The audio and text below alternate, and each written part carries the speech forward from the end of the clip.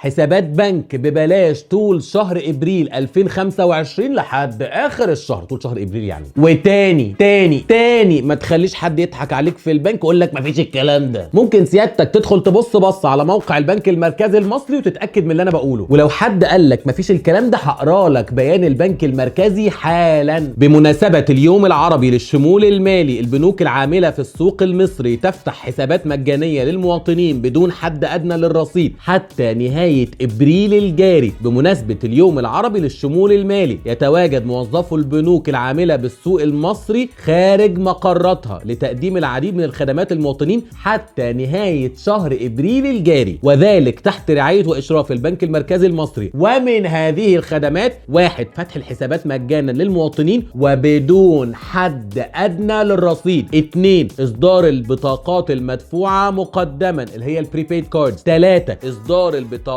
المدينه اللي هي بطاقات الحساب نفسها او الديبت كاردز. 4. اصدار المحافظ الالكترونيه للبنك اللي هي الوالتس يعني، واصدار خدمات الانترنت والموبايل البنكي، مش محتاجه شرح يعني. ويتواجد موظفو البنك في اماكن التجمعات زي الجامعات والنوادي ومراكز الشباب وغيرها، خاصه وان البنك المركزي يمتلك شراكات قويه لتعزيز الشمول المالي مع العديد من الجهات زي وزاره الشباب والرياضه والمجلس القومي للمراه. اللهم بلغت، اللهم فاشهد. والكلام ده موجود في كل بنوك مصر تمة. وتاني لو حد قال لك مفيش الكلام ده، معلش ابعت لي في الكومنت كده وقول لي الموظف الفلاني قال لي مفيش الكلام ده في البنك الفلاني الفرع الفلاني يوم كذا الساعة كذا، وسيب الباقي عليا. انا احب قوي الكلام ده. سلام عليكم.